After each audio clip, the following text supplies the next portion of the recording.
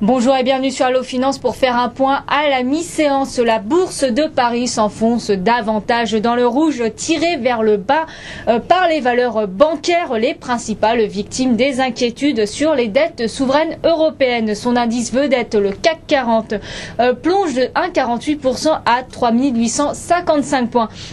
La dette souveraine européenne alimente encore et toujours les craintes sur les marchés. Les regards sont actuellement toujours tournés vers le vieux continent et notamment l'Italie.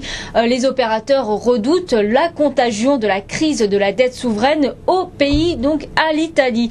Les pays fragiles de la zone euro seront donc sous les feux des projecteurs alors que les principaux responsables économiques de l'Union européenne se réunissent ce lundi pour coordonner leur position sur le second plan de sauvetage d'aide à la Grèce. Le géant de l'aluminium outre-Atlantique, le géant de l'aluminium américano-canadien Alcoa donnera le coup d'envoi, comme à l'accoutumée, de la saison des trimestriels outre-Atlantique, et ce sera après bourse. Le marché espère que les publications semestrielles seront de bonne facture et qui donneront un peu de baume au cœur des investisseurs dont le moral est bien en berne. Les autres places européennes ne sont pas à la fête, à l'image de Francfort qui recule de 11% à 7320 points, tandis que le FTSE à Londres abandonne seulement 0,36% à 5969 points.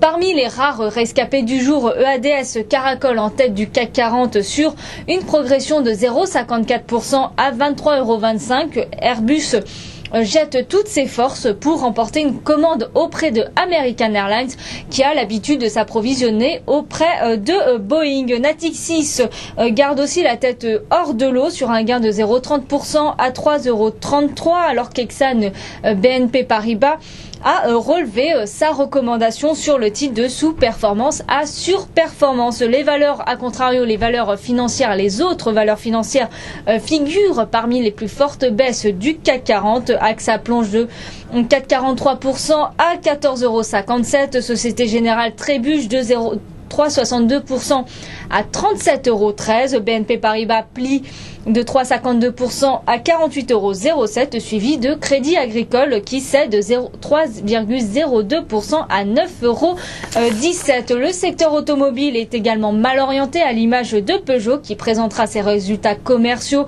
demain matin qui dévisse de 3,61% à 30,13 €. Odo Securities a abaissé son objectif de cours sur le titre Peugeot de 40 à 35 €. Son concurrent Renault cède pour sa part de 30% à 38,30 € après avoir dévoilé ses ventes commerciales semestrielles ce lundi matin. Et parmi les valeurs qui surperforment le marché, Danone cède 0,50% à 52,22 €. Le titre bénéficie d'un soutien de JP Morgan qui recommande de surpondérer la valeur.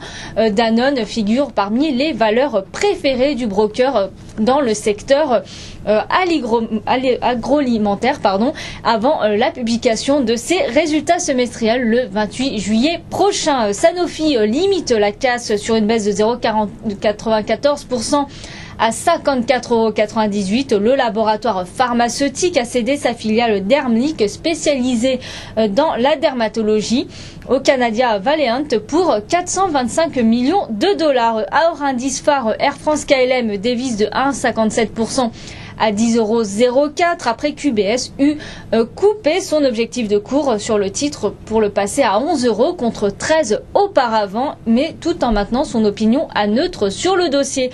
Sur le marché d'échange, l'euro est encore mal en point face au dollar et plie de 0,98% à 1,4124, toujours miné par les craintes de contagion de la dette grecque aux autres pays les plus fragiles de la zone euro. La monnaie unique européenne reculait également face au yen de 0,89% à 114,03 et le billet vert, à contrario, gagnait du terrain face à la monnaie nippone à 80,71. Le WTI recule de 1,30% à 94,96 $, tandis que le Brent plie de 1% à 117,15 $.